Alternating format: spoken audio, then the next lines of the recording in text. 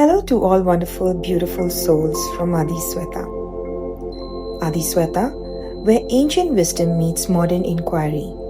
Here we don't ask you what to believe, we invite you to explore.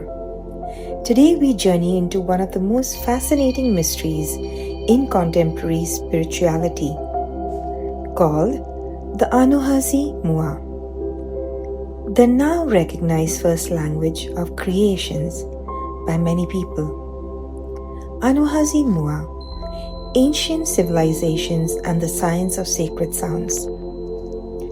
What if humanity once remembered a language that wasn't designed to communicate information but consciousness itself? Across modern spiritual communities, one name appears repeatedly, Anuhazi Mu'a, described as the first language of creation. Some believe it predates every civilization we have ever discovered. Others see it as a symbolic language born from modern spiritual revelations. So where did this idea come from? Is it there in historical evidence? And perhaps more importantly, why have cultures across the world always believed that sound creates reality? Let's begin. The mystery.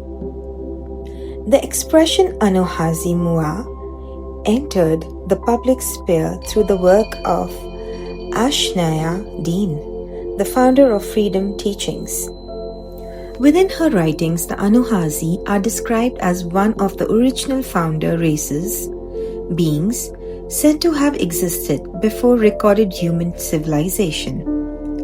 She explains Mu'a not as an ordinary spoken language, but as a vibrational language, one that communicates through frequencies, geometry, and consciousness rather than grammar. Unlike Sanskrit or Egyptian, however, these teachings are not supported by archaeological discoveries or linguistic evidence. Instead, they belong to modern metaphysical literature. Understanding that distinction allows us to appreciate the ideas without confusing them with established history.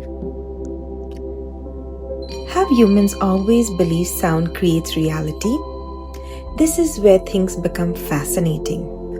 Although Anuhazi Mu'a itself isn't historically documented, the idea that sounds shapes reality is remarkably ancient.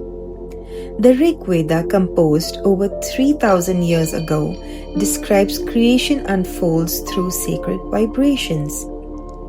The Mandukya Upanishads teaches that Om contains every possible state of consciousness. In Kashmiri Shaivism, creation begins when Shiva, the silent witness, expresses himself through Shakti, the dynamic force of vibration. The Bible opens with, "In the beginning was the Word." Ancient Egyptian temple traditions also speak of creation through divine utterance. Different civilizations, different continents, yet an astonishingly similar intuition. Reality begins with vibration. Now let's explore what science says. Science approaches this question differently. Modern linguistic belief all human languages evolved gradually. Through comparative linguistic researches have reconstructed ancient ancestors such as Proto-Indo-European and Proto-Afro-Asiatic. These reconstructions rely on measurable sound changes, written records, and shared vocabulary. At present, there is no evidence placing Anuhazi Mu'a within that family tree. Yet, science does acknowledge something equally fascinating. Sound measurably changes the human body.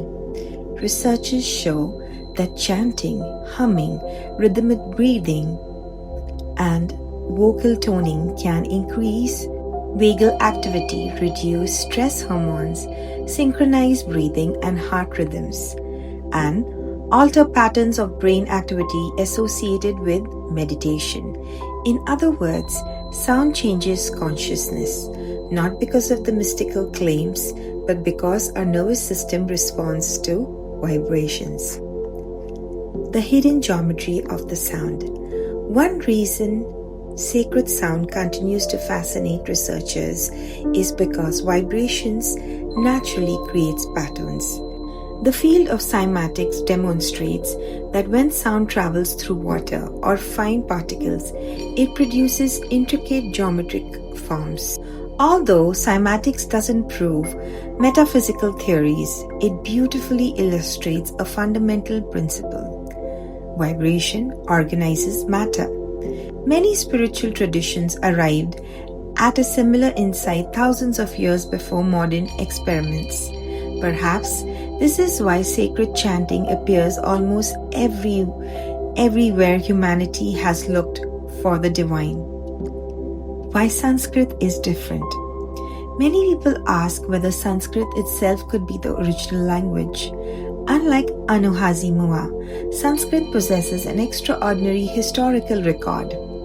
Its grammar was meticulously described by the ancient scholar Panini, whose work remains one of the most sophisticated linguistic systems ever written. The phonetic arrangements of the Sanskrit alphabet also follows the physical movement of the tongue through the mouth, something modern linguistics continues to admire for its precision.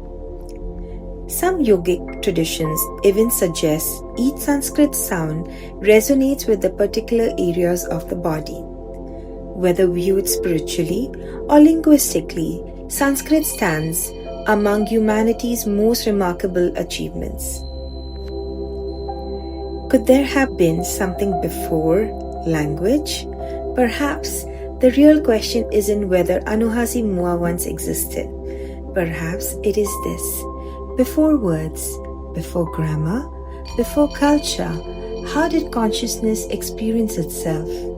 Could there have been an earlier form of communication, not spoken, not written, but directly perceived?